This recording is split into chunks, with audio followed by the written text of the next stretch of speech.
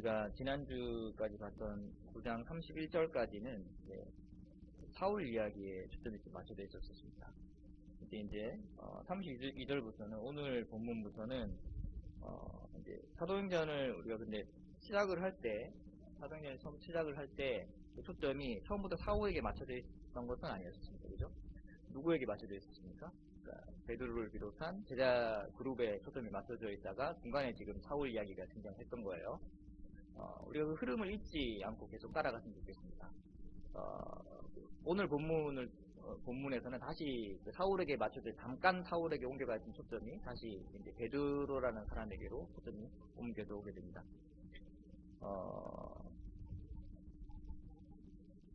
어쨌든 예수님께서 베드로와 제자를 통하여서 교회를 세우시겠다고 하셨고, 우리는 그 흐름을 쫓아서 여전히 사도행전 그 초기에 초대교회 시작에 교회가 시작될 때는 베드로와 그 제자들이 핵심 멤버였다는 것을 잊지 않고 계속 쫓아갔으면 좋겠습니다. 성경은 사울에게 일어났던 일들에 관해 기록하면서 한편으로는 베드로를 중심으로 한 초기 교회의 역사가 어떻게 이루어져 가고 있는지에 대해서 우리에게 보여주는 것을 우리뿐만 아니라 그 당시에 성경을 읽는 그 모든 독자들에게 하나님의 나라의 역사가 어떻게 다시 이루어지고 있다는 것을 잊지 않고 우리에게 보여주고 있습니다. 중간에 잠깐 사울의 이야기를 하긴 했었지만 교회는 교회의 나름대로의 역사가 계속해서 이어져 나가고 있다는 것을 얘기를 하고 있는 것이죠. 그 가운데 사울은 중요한 한 멤버로서 교회에 합류하게 되었다는 것을 우리는 몇 주 동안 살펴보았었습니다. 이제 다시 그 초점은 베드로에게로 옮겨집니다. 32절에 보시면 그때 베드로가 사방으로 두루 다니다가 루다에 사는 성도들에게로 내려갔다, 이런 말씀이 나와 있습니다. 베드로는 예루살렘에만 머물러 있었던 것 같지는 않아요. 그러니까 사방으로 두루 돌아다녔다는 얘기는 아마도 그 당시에 그 스데반 이후의 사건 우리가 기억하지 않습니까? 스데반이 순교를 당한 이후에 예루살렘에 모여있던 성도들이 뿔뿔이 흩어지게 됩니다. 베드로는 아마 예루살렘에 머물러 있지 않고 뿔뿔이 흩어져 있는 성도들을 두루 찾아다니면서 신방을 하고 그 가운데 믿음의 확신을 더하게 했을 가능성이 훨씬 클 것 같습니다. 돌아다니면서 신방을 했겠죠. 여기저기 흩어져 있는 성도들을 만나면서. 그 중에 한 장소가 오늘 본문에 나오는 루다라는 그런 장소였던 것 같아요. 거기 갔을 때 애니아라는 사람을 만나게 됩니다. 애니아는 우리가 좀 전에 읽은 바와 같이 중풍병을 앓고 있는 사람입니다. 침상에 누운 지 8해라고 적혀 있는 걸로 보아서 한 8년 정도. 그러니까 성경에 나오는 다른 어떤 중한 병에 걸린 사람들보다 길지는 않지만 한 8년 정도 중풍병으로 일어나지 못하고 침상에 누워 있던 것 같습니다. 근데 이 애니아를 만났을 때 베드로가 이렇게 얘기를 합니다. 베드로가 이르되 애니아야, 예수께서 너를 낫게 하시니 일어나 내 자리를 정돈하라 한데 곧 일어나네. 그러니까 베드로가 이렇게 선포를 했을 때 애니아는 중풍병에서 낫고 곧바로 일어나고 회복되게 됩니다. 근데 우리는 이 장면을 보면서 성경의 또 다른 장면과 많이 겹쳐져 있으면을 떠올리게 되죠. 어떤 장면이 떠오르십니까? 장면을 보면서 38년 된 중풍병자 이야기가 우리에게는 얼핏 떠오르게 됩니다. 요한복음 5장에는요 38년 된 중풍병자 이야기가 실려 있습니다. 잘 아시잖아요. 그 베데스다라는 못이 있었고, 근데 그 못은 늘 물이 있는 것이 아니라 천사들이 가끔 내려와서 물을 동하게 할 때가 있는 그런 못입니다. 베데스다라는 곳. 근데 그때 그 천사들이 내려와서 물을 동하게 했을 때 어떤 일이 일어납니까? 제일 먼저 그 못에 들어간 사람이 회복이 되는 그런 일이 일어나잖아요. 그죠? 그래서 늘상 그 베데스다 주변에는 많은 환자들이 있었던 것 같아요. 그 중에 38년 된 병자가 한 명 그 중에 있지 않습니까? 근데 한번 기억을 떠올려 보십시오. 그 38년 된 병자는 그 베데스다 주변에서 항상 늘 그 연못에 가장 먼저 들어가기를 기대하고 있지만 못 들어가잖아요. 왜 못 들어갑니까? 예수님께서 물어보실 때 그거 뭐라고 대답합니까? 자기가 들어가기 전에 먼저 다른 사람들이 먼저 들어가래, 그런 얘기를 하잖아요. 그때 예수님께서 그 38년 된 중풍병자에게 뭐라고 말씀을 하십니까? 일어나 내 자리를 들고 걸어가라 하시니 이렇게 이야기를 합니다. 예수님의 말씀에 38년 된 중풍병자 역시 곧 그 성경에 기록된 바에 의하면 나아서 자리를 들고 걸어갔다 회복되었다라고 기록을 하고 있습니다. 지금 우리가 좀 전에 읽은 이 8년 된 중풍병자가 베드로의 어떤 선포로 인하여서 회복되어 자리를 들고 일어났다는 장면과 예수님께서 베데스다 주변에 38년 된 병자를 회복시켜서 일어난 장면이 겹쳐지는 모습을 보입니다. 겹쳐지는. 자, 근데 그 다음에 일어난 사건을 또 한번 보시죠. 그 다음에는 어떤 사건이 일어나냐면은 요빠라는 곳이 있어요. 근데 요빠에는 누가 살고 있었냐면 다비다라는 여제자가 살고 있었습니다. 자, 성경에서 굳이 여제자라고 말하는 것으로 보아서 다비다는 믿는 사람이었을까요? 믿지 않는 사람이었을까요? 믿는 사람이었겠죠. 예수 그리스도를 믿는 사람이었겠죠. 분명합니다. 다비다는 제자이면서도요, 훌륭하게도 이웃을 구제하는 일에 열심이었던 것 같아요. 성경이 이렇게 기록을 하고 있습니다. 번역하면 도르가라 선행과 구제하는 일이 심이 많더니, 그러니까 그냥 많더니도 아니고 심이 많은 시간과 물질과 자기의 삶을 희생하여서 다른 사람들을 돕는 그런 여인이었던 것 같아요. 근데 안타깝게도 이 여인이 그 병들어 죽게 되었습니다.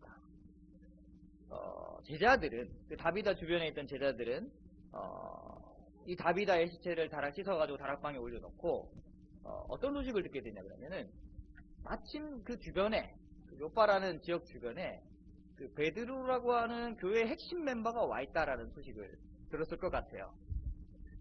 그래서 속히 베드로에게 가서 이 소식을 알리고 와달라고 간청을 합니다. 그러니까 다비다가 죽어있던 그 요빠와 베드로가 머물러 있던 루따까지의 거리는 그렇게 먼 거리가 아닙니다. 한 16km 정도 돼요. 16km. 그러니까 16km면은 뭡니까?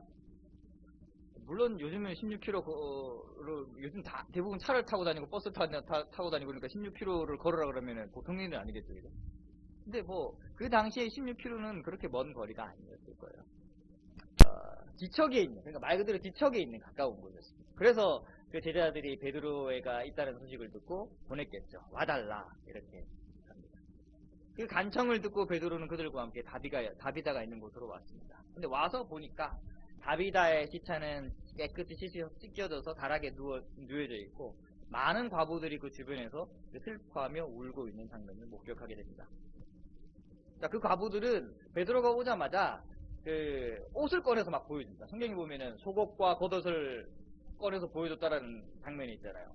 왜 이 사람들은 속옷과 겉옷을 꺼내서 보여줬을까요? 다비다가 지어준 옷이에요. 그냥 입고 있는 옷들이 그냥 옷이 아니라 평소에 다비다가 그들을 위하여서 헌신하여서 지어준 옷들을 꺼내서 보여주는 겁니다. 그들. 그러니까 그녀들이 얼마나 이 옷들을 위하여서 헌신적으로 다비다가 살았는지에 대해서 베드로에게 증거를 합니다. 그러니까 베드로는 이런 모든 상황들을 겪고 지켜본 이후에 사람들을 다 내보내고 다비다 근처 옆에서 무릎을 꿇고 기도를 하면서 이렇게 말을 합니다. 다비다야 일어나라. 그러자 다비다는 곧 눈을 떴고 베드로를 보고 일어나 앉습니다. 회복이 되었고 살아나게 됩니다. 우리가 좀 전 앞에서 있었던 사건, 8년 된 중풍병자를 회복시키는 장면이 요한복음 5장에 나오는 38년 된 중풍병자를 예수님께서 회복시키는 장면과 겹쳐진다면 죽은 다비다를 살리는 이 장면은 어떤 장면과 겹쳐질까요? 모른 척 하지 마시고 다들 아시잖아요. 그죠? 예수님께서 한 죽은 소녀를 찾아가셔서 이렇게 얘기를 하셨어요. 소녀야 일어나라고 말씀하셨을 때 그 소녀가 회복되어 일어나는 장면과 거의 유사하게 겹쳐지는 것을 보게 됩니다. 마가복음 5장에 나와요. 그 장면. 마가복음 5장에는 이렇게 기록을 하고 있습니다. 41절에는 그 아이의 손을 잡고 이르시되 달리다쿰이라고 그러겠네요. 원래는 달리다쿰이에요. 달리다쿰 하시니 번역하면 내가 내게 말하노니 소녀야 일어나라 하십니다. 그 이후에 소녀가 일어나게 되죠. 달리다쿰이라는 건 소녀여 일어나라 이런 얘기입니다. 그러니까 베드로가 다비다가 있던 그 다락에 올라가서 다비다 옆에서 무릎을 꿇고 기도하면서 다비다에게 뭐라고 외쳤을까요? 다비다쿰 이렇게 외쳤을 겁니다. 다비다야 일어나라 라는 그런 얘기죠.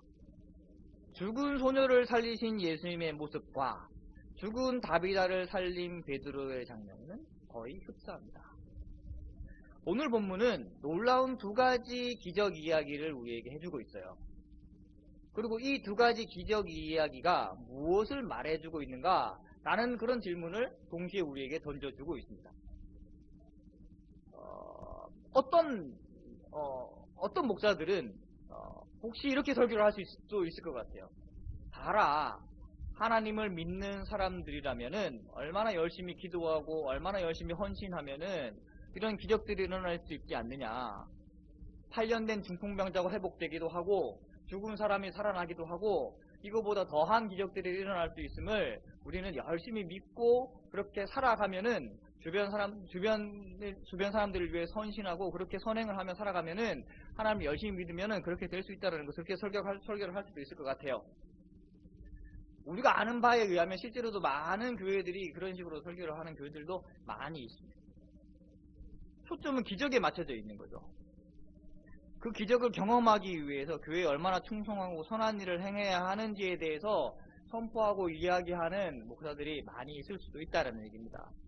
그런데요, 오늘 본문에서 두 가지의 기적 이야기를 우리에게 들려주고 있는데 조금만 주의 깊게 묵상해 보면은 이 두 가지 기적 이야기가 단지 그냥 전혀 상식적이지 않은 일들이 일어나는 그런 것에 초점이 맞춰져 있지 않은 것을 발견하게 됩니다.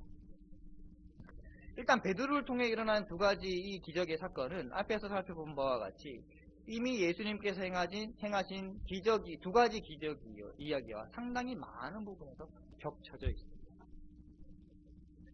자, 사도행전에 기록되었을 때 그 대상이 된 독자들은 아마 초대교회 성도들이었을 거예요. 사도행전이 다른 성경도 마찬가지겠지만 신약 성경이 다른 성경도 마찬가지겠지만요. 이 성경이 기록되었을 때 우리 보고 읽으라고 기록을 한 건 아닙니다. 초대교회 성도들에게 믿음의 확신을 더하기 위하여서 성경에 기록되었을 거예요.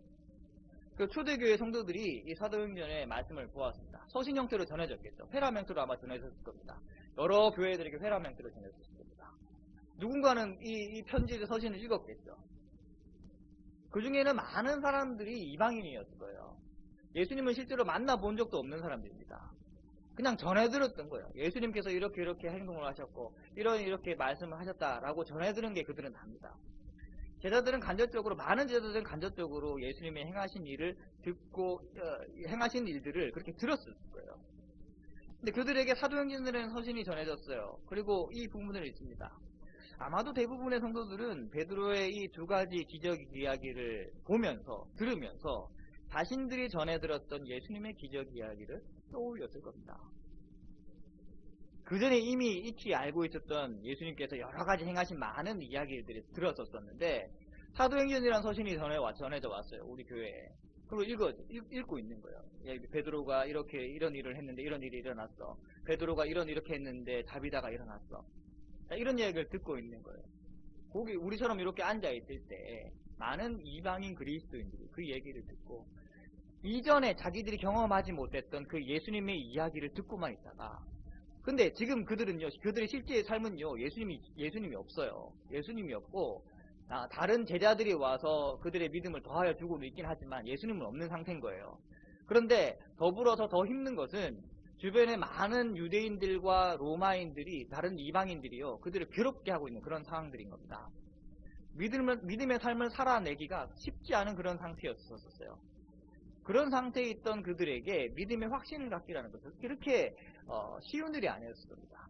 계속 이야기를 듣지만 예수님께서 이렇게 행동을 하셨고 이렇게 말씀하셨고 이런 기적들이 일어났고 예수님께서 하신 이야기들은 이런 이야기들이야 그런 이야기를 듣고 있었지만 실제로 그들은 살아가는 그 믿음의 그 하루하루를 살아가는 그 투쟁하는 삶이 너무 힘든 삶을 살아가고 있는 겁니다. 우리는 상상할 수 없는 그런 삶들을 살아가고 있는 겁니다. 많은 사람들이 그렇게 살았을 거예요. 근데 이 회람식으로 전해진 이 사도행전의 이 베드로의 이야기를 들으면서 어떤 생각을 했을까요? 예수님께서 행하신 그 능력과 기적과 그 말씀들이 오늘날에도 지금 우리가 살아가고 있는 이 시대에서 여전히 유효하구나. 여전히 그것이 끊이지 않고 우리에게 전해지고 있구나. 그런 확신을 가지게 되었을 겁니다. 위로를 받았을 거예요. 그들이 지금까지 믿고 살아가고 있는 그 믿음에 대한 확신을 더욱더 굳건하게 할 수 있는 그런 서신이 되었을 겁니다. 그런 이야기가 되었을 겁니다.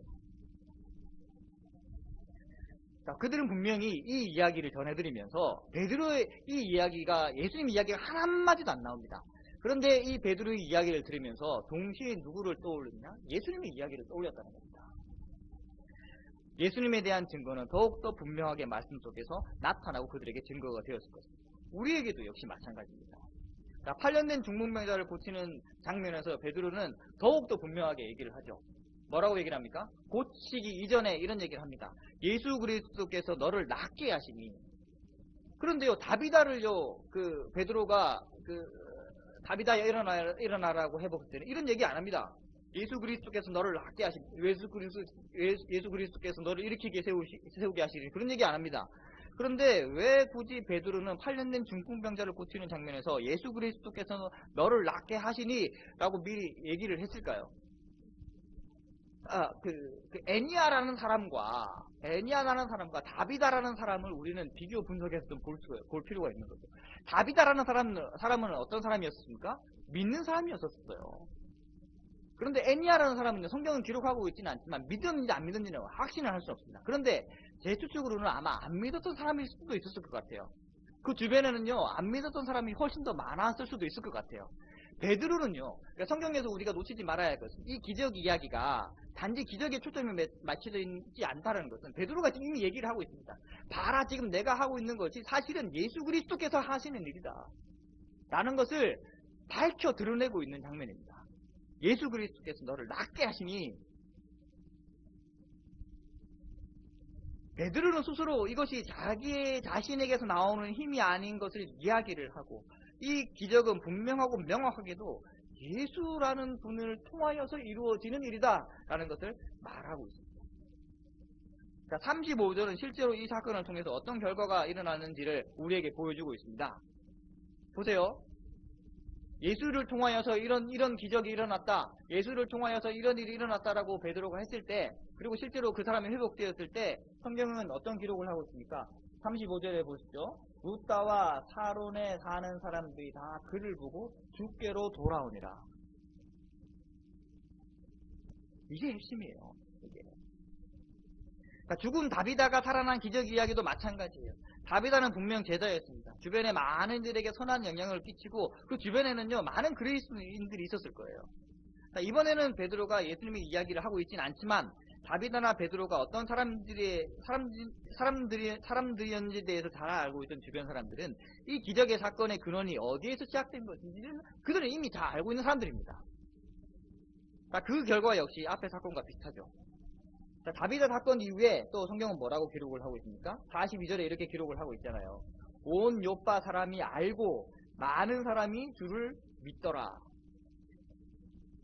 자, 결국 이 두 가지 기적의 사건이 성경을 읽는 독자들에게 말하고자 하는 것은 명확하고 분명합니다. 그것은 기적에 초점이 맞춰져 있는 것이 아니라 예수 그리스도에게 초점이 맞춰져 있다. 그분을 믿고 돌아오는 것이 얼마나 가치 있고, 그분을 믿으며 살아가는 것이 얼마나 확신 있게 살아가는 것이 얼마나 소중한 것인지에 대해서 말을 하고 있는 것입니다. 자, 이것을 밝혀 드러내기 위해서, 밝히 말하기 위해서 사용된 도구가 두 가지 기적의 이야기라는 겁니다. 자, 오늘 우리는 이 말씀을 보면서 초점을 잃지 말아야 되는 거예요.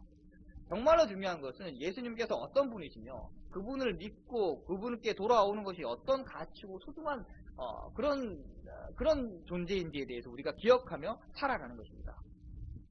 초점을 잃지 말아요. 근데 성경을 읽다 보면요, 그 초점을 잃을 때가 많아요. 어제 새벽까지 축구 보신 분들 계시죠, 그죠?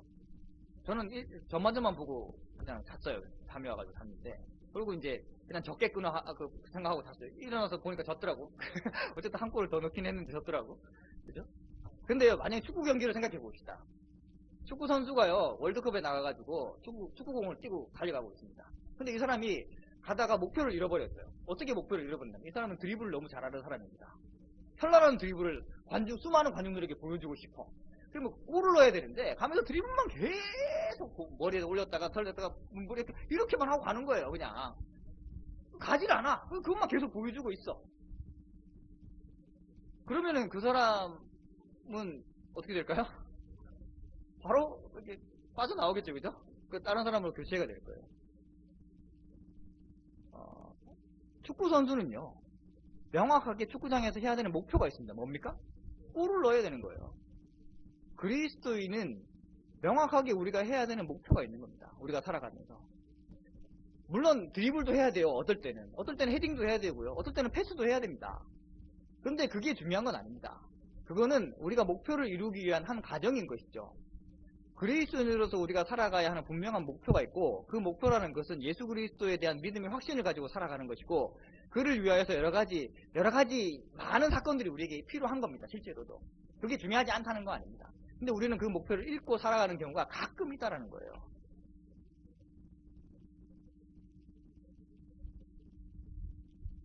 자, 베드로를 통한 이 두 가지 기적 사건이 일어났지만, 사실은 정말로 참된 기적은요, 제가 생각하기에 참된 기적은요, 병든 사람이 낫고 죽은 사람이 일어나는 것이 아니라 하나님과 전혀 관계없던 우리 같은 사람이 하나님과 관계 있는 사람으로 바뀐 게 정말 참된 기적이라는 겁니다.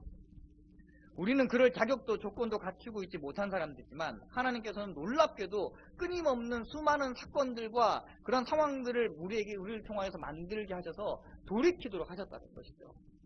앞서 바울이라 불리는 사울의 이야기에서도 역시 마찬가지잖아요. 그 사람을 돌이키게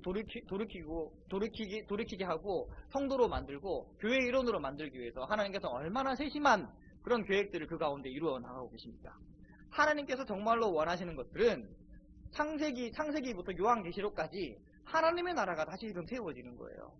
최초에 하나님께서 이 땅 가운데서 이루려고 하셨던 그 하나님의 나라, 하나님의 계획, 그것이 끝까지 이루어져 가고 중간중간 실패하게 되지만 그런 것들을 다시 회복시켜서 하나님의 나라를 이루어가는 것입니다. 근데 그 중에 핵심 멤버가 누구냐 그러면 사람이에요. 인간이에요. 근데 이 인간이 하나님의 창조 목적에 맞게 그렇게 살아가는 것, 그것이 하나님께서 성경을 통해서 우리에게 원하고 보여주시는 겁니다. 자, 베드로는 특별한 사람이 아니에요. 우리와 똑같은 사람입니다. 전혀 다른 사람이 아닙니다. 단지 그 시대 그 일을 위해서 사명을 받은 사람일 뿐이죠. 베드로는 성령으로 변화된 이후에 자신이 해야 할 사명에 대해서 너무나 명확하게 잘 알고 있었습니다. 자, 사도행전 3장에서 혹시 잊어버릴 것 같아서 제가 다시 말씀드립니다. 사도행전 3장에 보면요, 베드로와 요한이 성전 미문으로 걸어가고 있을 때 성전 문 앞에 앉아있던 안진뱅이 사람을 만나게 됩니다. 자, 그 사람은 구걸하는 사람이었어요. 혹시나 자기에게 뭐 지나가면서 뭘 주지 않을까 기대를 하고 있던 그런 사람이었습니다. 그때 베드로가 지나가면서 뭐라고 그 사람에게 얘기를 합니까? 은과 금은 내게 없거니와 내가 내게 줄 수 있는 것을 주노니 나사렛 예수 그리스도의 이름으로 일어나 걸어가라 라는 이야기를 해주잖아요. 베드로는요, 변화된 이후에 처음부터 끝까지 그 목적을 위해서 사는 사람들입니다. 그리고 성전 미문에 앉아있던 안진뱅이가 회복되자 많은 사람들이 놀랍게 생각하고 깜짝 놀랐어요. 그때 베드로는요, 한마디를 더 해요. 이스라엘 사람들아, 이 일을 왜 놀랍게 여기느냐? 우리 개인의 권능과 경건으로 이 사람을 걷게 한 것처럼 왜 우리를 주목하느냐? 아브라함과 이삭과 야곱의 하나님, 곧 우리 조상의 하나님이 그의 종 예수를 영화롭게 하셨습니다. 베드로를 비롯한 제자들은요, 끝까지 예수 그리스도를 증거를 합니다. 자기 자신의 영광을 보이지 않아요. 지금만 봐도 그렇잖아요. 베드로가 가비다를 고칠 때나 8년 된 중풍병자를 고칠 때나 그는 자기 자신을 드러내지 않습니다. 끝까지 예수 그리스도께서 이 일을 행하셨다는 것을 말하고 있습니다. 결국 드러나야 할 분은 예수님이십니다. 우리는 무엇 때문에 교회의 구성원으로서 예배를 드리고 있고 이 시간, 그리고 무엇 때문에 우리는 기도를 하고 있고 무엇 때문에 헌금을 하고 있고 무엇 때문에 성경을 묵상을 해야 하는 것입니까? 우리는 무엇 때문에 이웃을 사랑해야 하고 또 섬기고 헌신하며 그렇게 살아가야 하는 것입니까? 결국 그 모든 것들은 우리가 먼저 예수님을 참되게 알아가는 것이며, 또한 우리를 통하여서 예수님이 정말로 그리스도이시고 살아계신 하나님의 아들이시라는 것을 드러내며 밝혀 살아가야 하는 것입니다. 이를 위하여서 초대교회 시대에는 놀라운 놀라운 기적의 사건들이 이를 위하여서 도구로 쓰임을 받았습니다. 그 당시에는 그런 것들이 필요했던 시대였던 거예요. 그런 기적의 이야기들과 일상적이지 않은 그런 일들을 통하여서 봐라! 예수님께서 그리스도가 되시지 않느냐, 그런 것이 필요했던 시기입니다. 근데 요즘은 우리 주변에는 그런 일들이 잘 안 일어나잖아요. 왜냐면은 그것보다 훨씬 더 훌륭하고 좋은 가르침이 우리 가운데 있기 때문입니다. 어느 누구나 우리는 쉽게 성경을 접할 수 있고 매주 예배를 통해서 하나님의 말씀을 듣고 있습니다. 자신만 원한다면은 인터넷으로도 얼마든지 성경을 접할 수 있고 설교를 들을 수 있습니다. 이런 다양한 방법들을 통해서 우리는 꼭 기적의 방법이 아니더라도 예수님께서 그리스도가 되신다는 사실, 살아계신 하나님의 아들이시다는 사실을 우리는 명확하게 알 수 있다는 것입니다. 이렇게 접하는 올바른 성경적 가치관과 사고들은 우리를 기적이라는 방법이 아니라도 예수 그리스도가 누구이신지를 명확하게 알려줄 것입니다. 교회의 구성원된 우리 모두는 같은 방법으로 우리를 통하여서 예수님이 전해져야 할 것입니다. 어떤 때는 직접적인 복음의 전달로, 또 어떤 때는 구제와 선행으로 다양한 방법으로 예수님께서 정말로 그리스도가 되신다는 사실을 전할 수 있어야 할 것입니다. 그렇게 살아가면서 흔들리지 않고 명확하게 기억해야 할 것은 우리가 살아가는 삶의 모습 자체가 아니라 그렇게 살아가야 하는 이유 때문인 것이죠. 왜 우리는 그렇게 살아가야 하는 것인가? 그것에 대한 이유와 원동력을 우리는 잊지 말아야 할 것입니다. 마치 축구선수가 골대를 향하여서 돌진해 나가면서 골을 목표로 놓는 것처럼 우리는 그 목표를 잃지 말아야 할 것입니다. 우리는 이 세상 어떤 기적보다 놀라운 기적이 하나님의 백성으로 택함을 받았다는 그런 사실을 잊지 말아야 할 것입니다. 우리는 말씀을 통하여서 죽기로 돌이키고 주를 믿는 것이 우리의 본분임을 다시 한번 확신하면서 예배 가운데 우리의 삶 가운데서 우리가 그리스도인이 되었다는 사실, 자격 없는 자들이었지만 하나님의 그 택함받은 사람들로서 주님의 말씀을 들으면서 예수님께서 사실은 그리스도가 되신다는 사실, 사실은 살아계신 하나님의 아들이 되신다는 사실을 우리는 놓치지 말고 그렇게 살아내어야 할 것입니다. 기도하겠습니다.